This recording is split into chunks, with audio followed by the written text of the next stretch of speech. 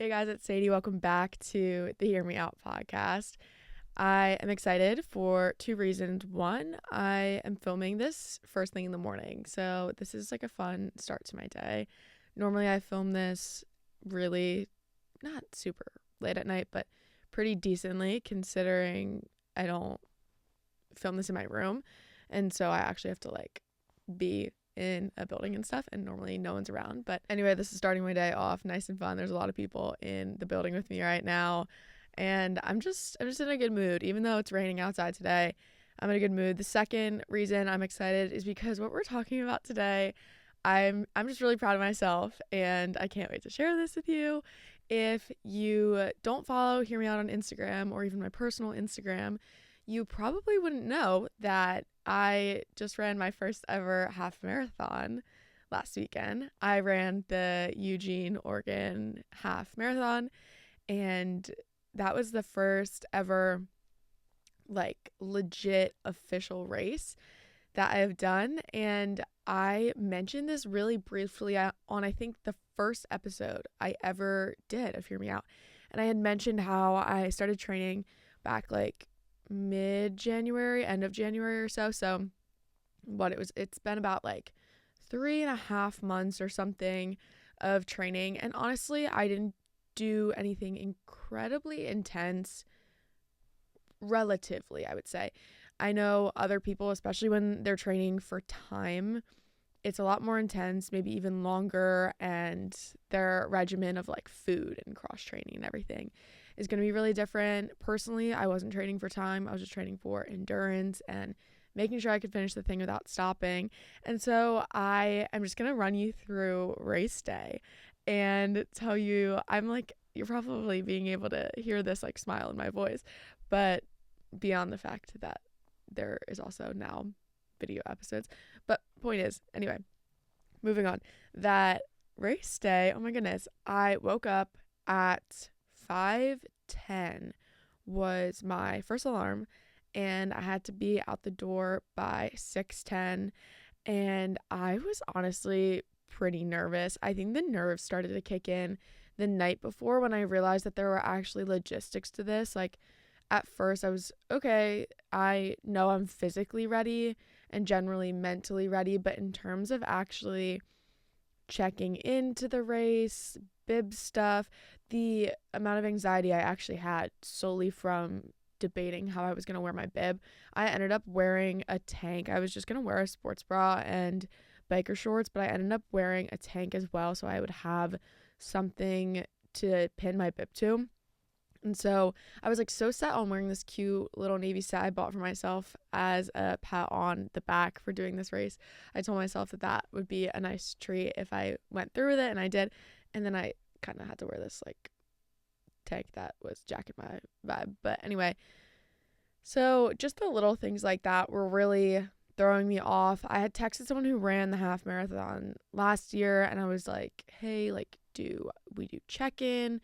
I don't know why I was so set on the idea of check-in. Surely I wasn't just going to walk right up onto the start line and wait, which, spoiler alert, is exactly what you were supposed to do, because I was just following crowds at one point. So shout out to my older sister Amelia and my friend Lily. They both woke up at 5:40 and they walked with me the half mile. I live really close to the course, so that's honestly really nice. I couldn't even imagine having to wake up any earlier with the driving and parking situation. That was just a nightmare. So yeah, we walked a half mile and they were hyping me up along the way.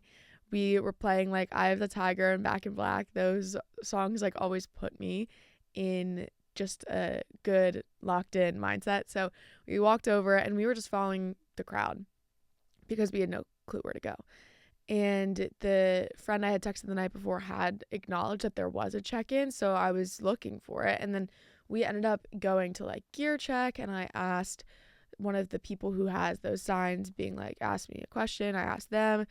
They were no, you should actually go to the other side of the stadium. I did that, couldn't find it. I went to another person with the question sign on that side of the stadium, and they were no, you should go on the other side where you just came from. That's where the check-in is.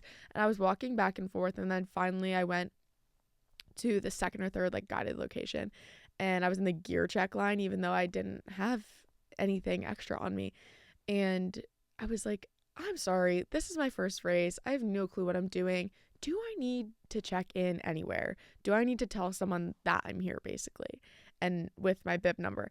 And she just kind of stared at me confused, but was very nice and was like, do you have anything extra on you? Like any equipment, whatever?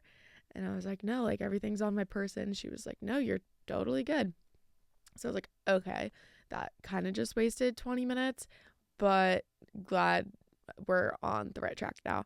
And so then I started warming up, and to kind of give you perspective of what this looks like, it was just kind of an insane environment. So we walk into, if you haven't been to the campus, or if you haven't honestly just been to kind of like a warm-up area of a marathon, this is all centered around Hayward Field, which is a really well-known track stadium. It's like where they host the Olympic trials in the summers and like the NCAA championships and all this stuff. But anyway, it's like pretty historic. And so this massive stadium, and just all around it is thousands of people.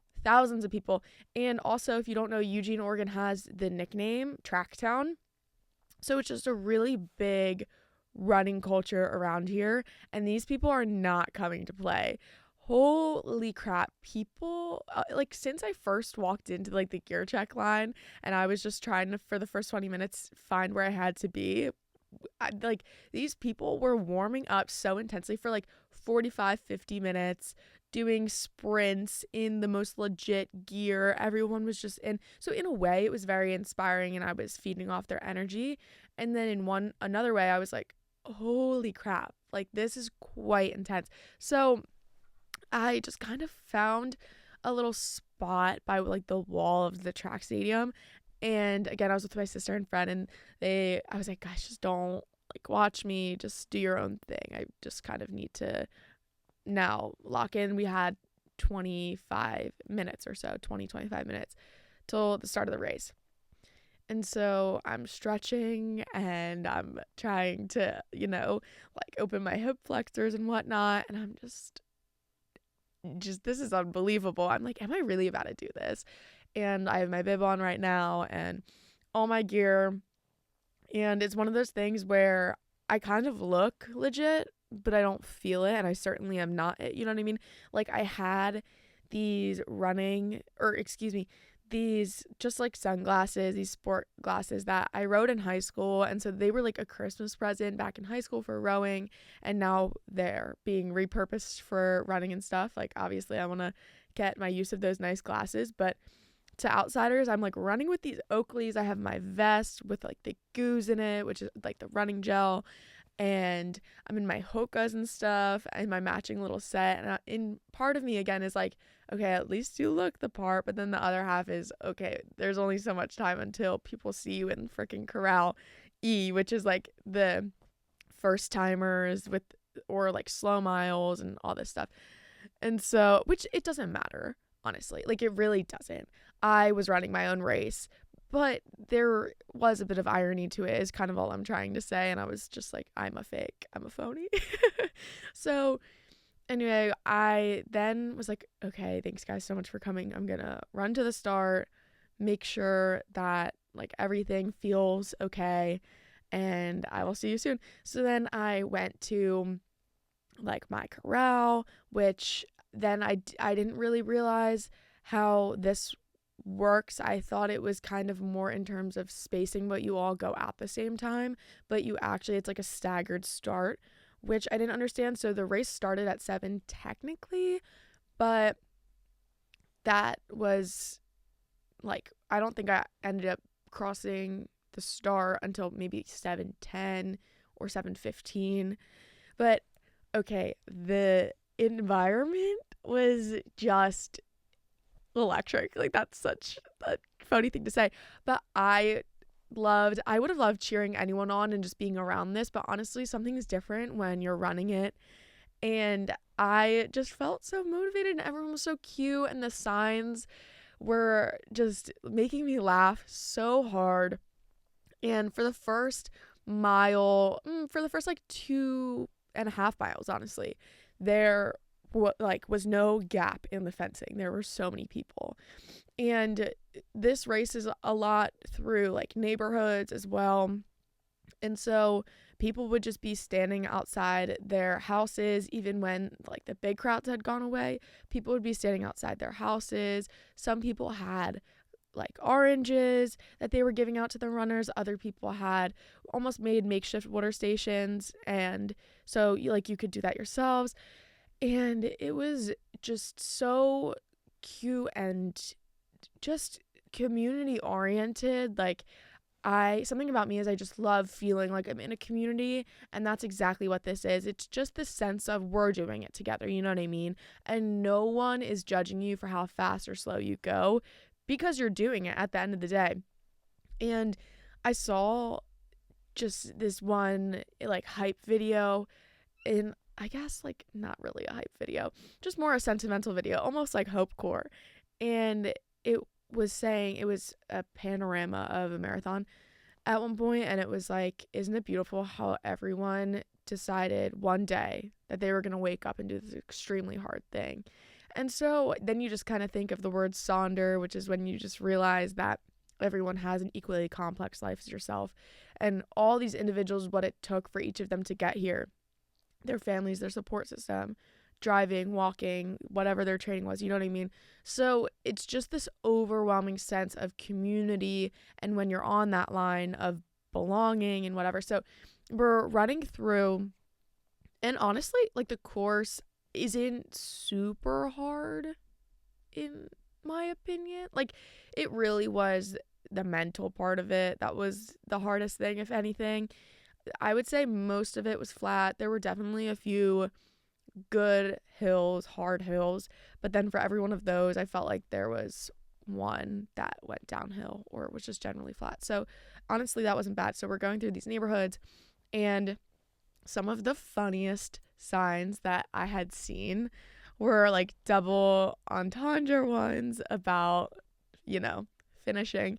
And there was another one that I remember was at mile 12 and a half or something. And it's the part in Twilight where Bella's speaking out loud, piecing together that Edward's a vampire. And she's like, "You're unreasonably fast," or like, "You're ice cold and like extremely fast," or whatever. I forget what the actual quote was. But like, Kristen Stewart's face was just blown up with this, and it was so funny.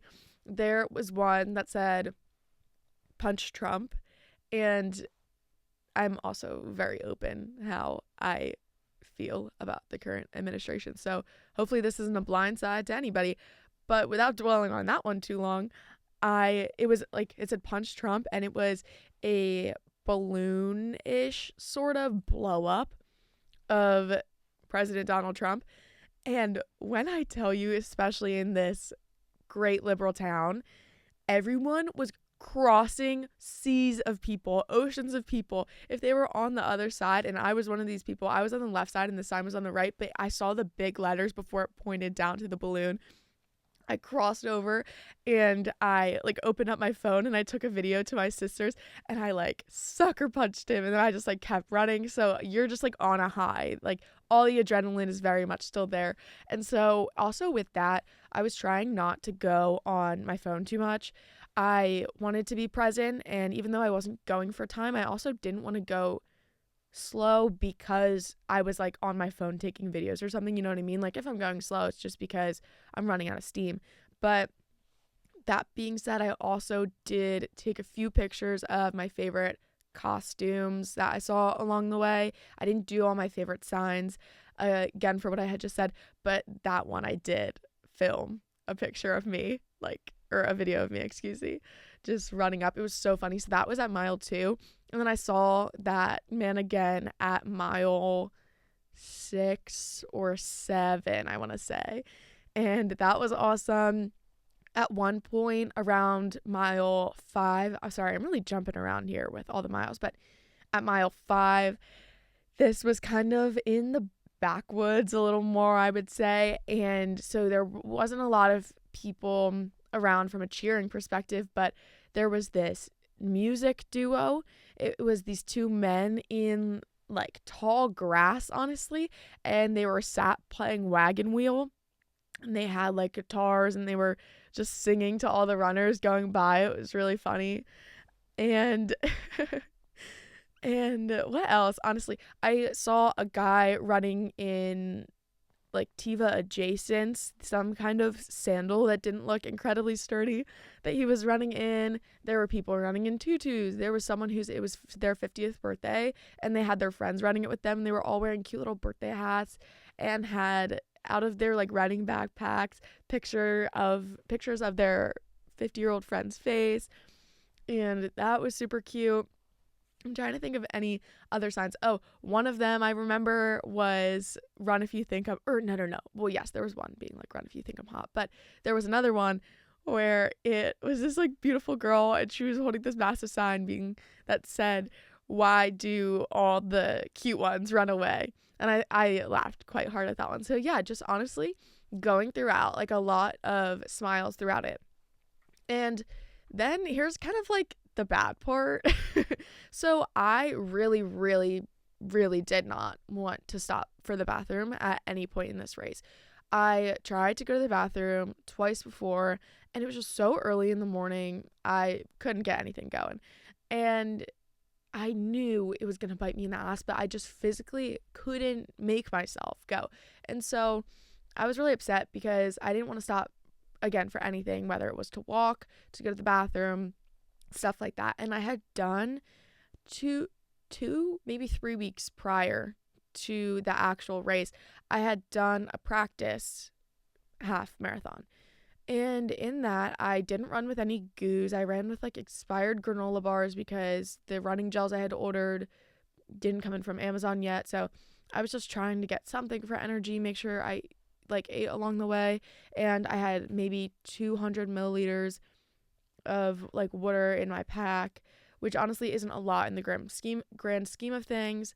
And I was totally fine. That practice race went so well. Like mentally, I was there. Physically, obviously, I was there. And I stopped to go to the bathroom once, much less feel like I had to go. That was not, unfortunately, the case on race day because I had taken these running gels. I really underestimated the impact they were going to have on my body. So I did the Goo brand, and it was the vanilla bean. Recommend, honestly, from the perspective in terms of texture and taste, but not necessarily what it did. So I wasn't thinking about Goos being, oh, you're giving like energy, caffeine, carbs, the way that coffee has caffeine and stuff. And most people, when they have an iced coffee, for example, have to go to the bathroom pretty shortly after. And it gives people the runs. So I just don't know why I wasn't thinking about that. But so then by the time the gels did come in, so now this is back before race day. So after I had done the practice half marathon, then I started tapering my miles. And because you're not really supposed to run too much the week of, keep your legs fresh. And also I had a knee injury sort of thing. I was definitely struggling with knee pain. It was just bad, and I was trying to prevent an injury more so. And so I was tapering my miles and really taking it light the past week and a half, even 2 weeks of training. But I did want to try these gels because nothing new on race day, you know what I mean? So I ran like 6 miles. I figured that was long enough where it warranted taking a gel because some people take them by miles, some people take them by time. I decided to take them by miles during race day, and I knew I was going to try to take it like every 3.5 miles. So it would be around like 3.5, 7, 10.5, so on and so forth. And so then I'm doing the 6 miles, and I did that one totally fine. And I didn't feel anything. Like the gel went down easily. I didn't have an issue with the texture like I know a lot of people do. That was that. So I wasn't thinking that taking 2 more on race day would impact me that much or just whatever.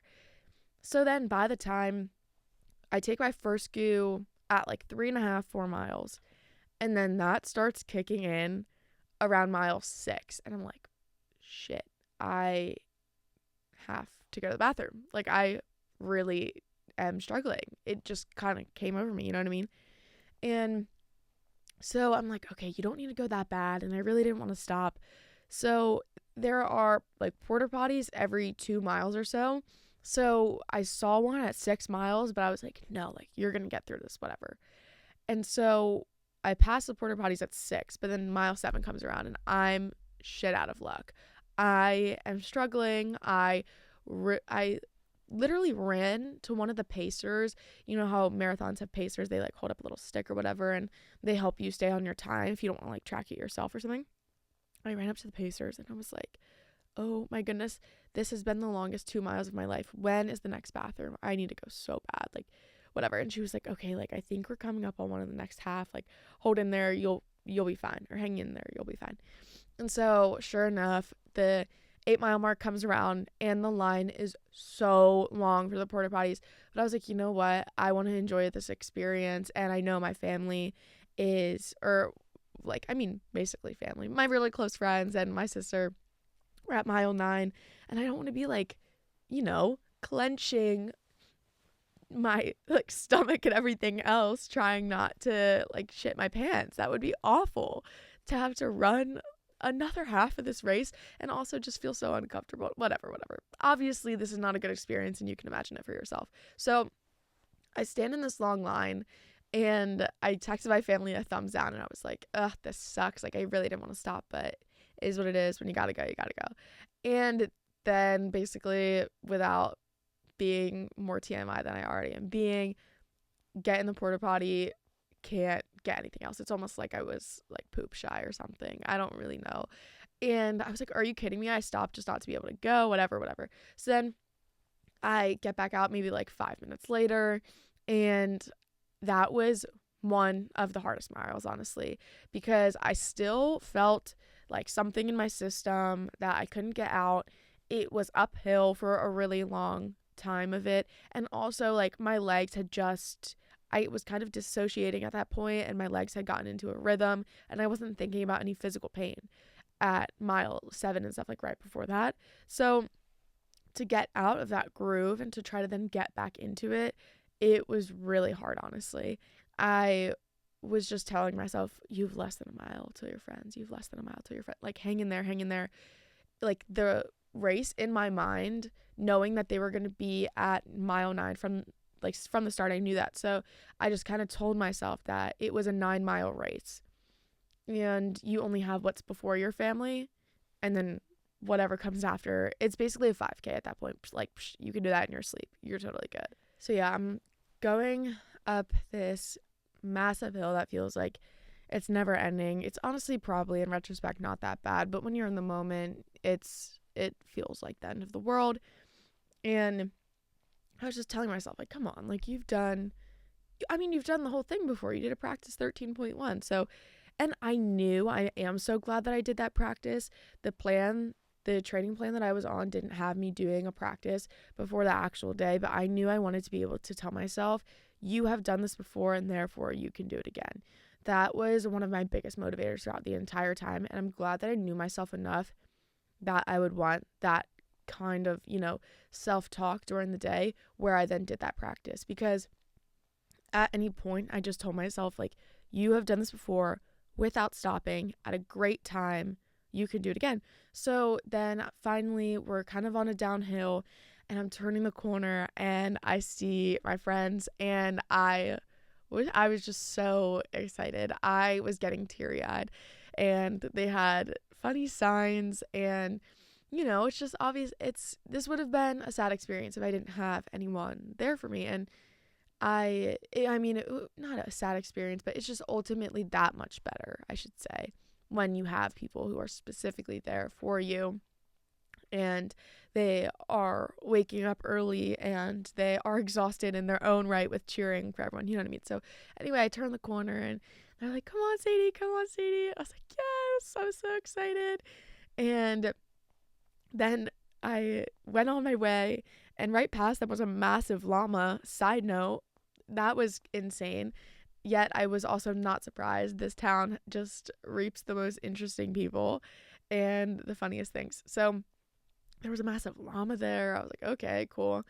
And then mile 10 was honestly probably pretty hard, except backing up a little. So getting to mile 10, this like 9 loops back kind of to the start. So then I'm going one way on the right hand, and then people on my left are coming back to the finish, you know what I mean?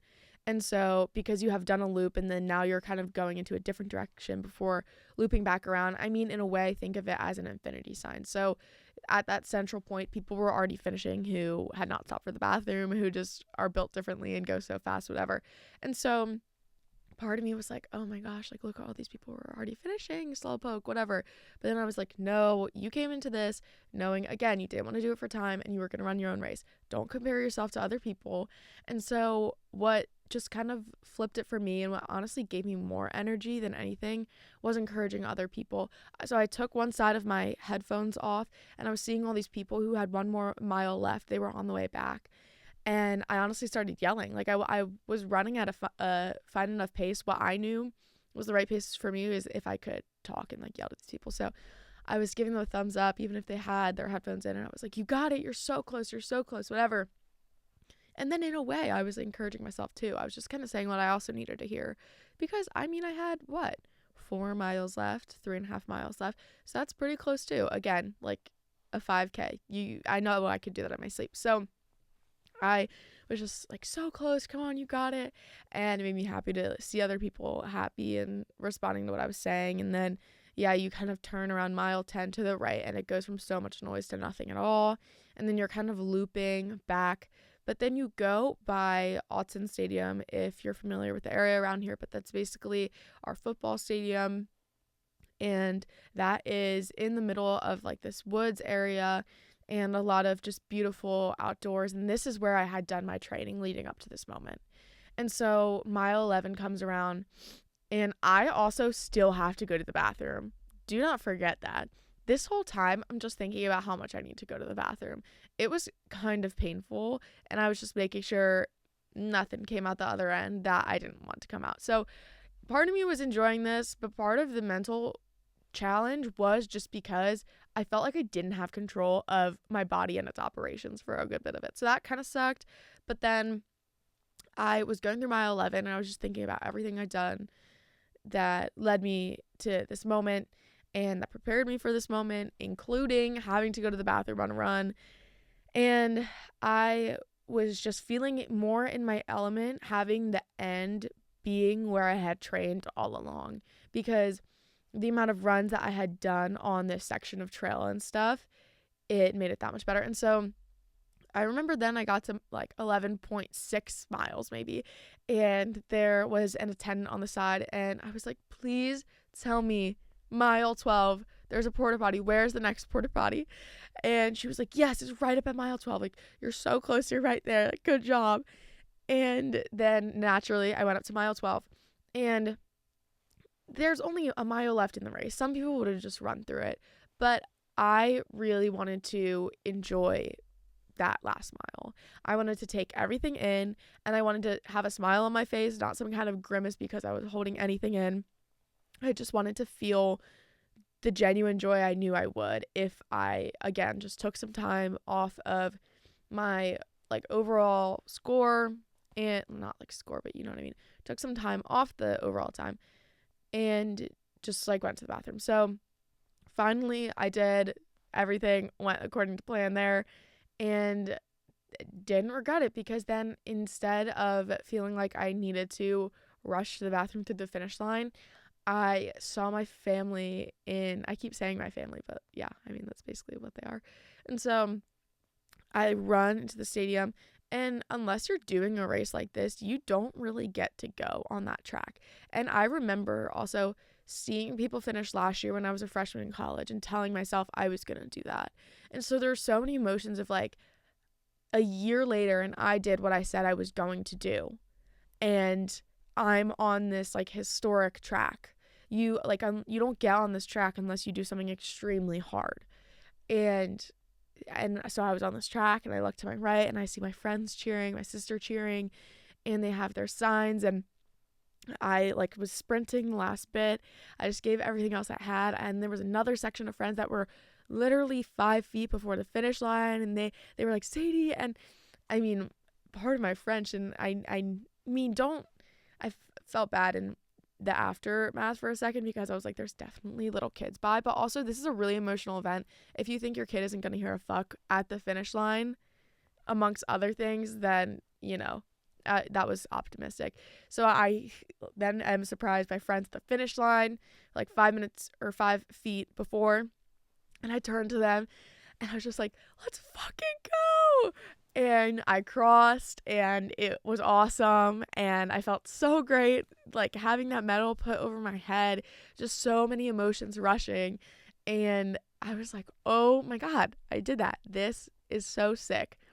And just like a great perspective, looking up from the ground at this just structure around you, this massive event. And so then they usher you off, you walk off, you get this cute big green bag that says Eugene Marathon with some food in it, and with like a Eugene Marathon water bottle that's really cool that they fill for you as well, which is nice. And I was like chugging that. And then I walk, and I like got to find my family, and they gave me big hugs, and that was really fun.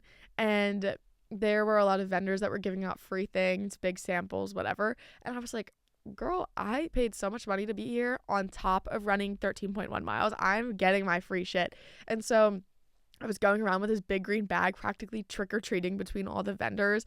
And I was like, thank you. Is this free? Oh my gosh, this is awesome. Thank you. So I got stickers. I got a full loaf of bread. I got carbonated, or excuse me, or maybe carbonated. I actually haven't tried it yet. Caffeinated is what I meant to say, though. Chocolate milk. I'm having that today in place of any coffee. And just so many different things. I threw it in the goodie bag. And we waited in this long line to take a picture with these wooden figures they have. They're 13.1 and 26.2 figures and stuff that you kind of just pose up with after your race. Honestly, like then the soreness kind of starts kicking in, but not as much as just the dehydration low key and exhaustion. And I was still honestly feeling those goos in my stomach. So I wasn't feeling so great, and I just kind of turned to those who were with me, and I was like, oh my gosh, like, I don't know why I'm feeling the way that I am. Like, I just feel awful. And they were like, well, Sadie, you just ran a half marathon. Like, of course you're going to feel awful. And I was like, no. But like, again, I did that half marathon. That went well. And I was so unfazed by that. I was never tired after it. I didn't feel sick. I honestly felt sick in this moment. And yeah, it wasn't the best feeling that it could have been, but honestly, any sense of pride and just appreciation for the moment and myself and everything, it did override that, but it was very much still a present factor. But so anyway, yeah, we like took some pictures, and I ended up just walking home. I don't know. It was just really great to see everyone finish and to see everyone with their families, again, the community, and just seeing other people win. You know what I mean?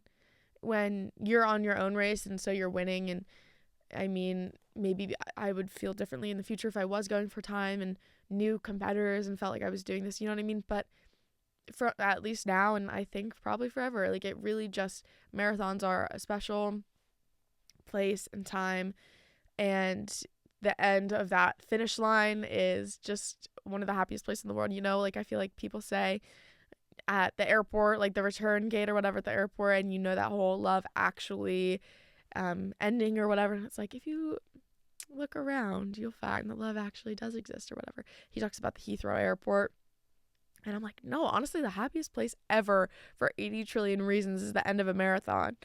And yeah, so just, and then along the way also, when you're seeing people with these signs, you're just reminded like these people are someone's family, and it's extra special when they then start cheering for you as well. And just so many emotions, like that makes the nerves so much greater in my opinion. Like I was kind of actually freaking out, but then it also just made me happy and gave me adrenaline. So I definitely want to do an episode. I'm thinking that next week, a little just kind of heads up preview probably, is going to be my takeaways from the half marathon itself, but then also the training process. I definitely want to recommend some gear and to discourage from personal experience other gear, and just to kind of, talk out those big takeaways from this months long process. But for now, that was my race day experience. Hopefully you enjoyed it. I honestly really recommend doing this kind of a hard thing, specifically like in this context. It will pay off tenfold, and it's just a great thing to work towards. And I hope my running career isn't done. I can't imagine a time that I will ever want to start training for time. But again, just the endurance of it and the mental game, I really like the ability to overcome things. That's kind of where I'm at right now. I can't think of a near future where I would want to run a race, but hopefully, cross my fingers, I got a lot of years to go, that I can then maybe sprinkle a few half marathons in there and maybe a marathon one day, but I'm not even gonna sign myself up for that on this microphone.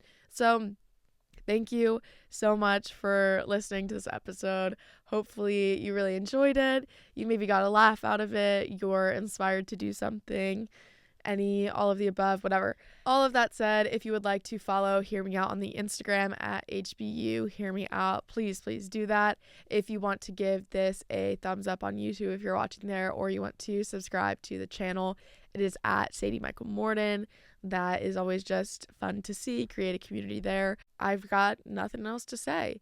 So thank you so much for listening. If you also want to hit follow on Spotify, that's cool too. But as none of this is monetized, I guess it really doesn't matter in the long run. It's just fun to see sometimes. And I appreciate you guys listening so much, and I will catch you next week. Bye.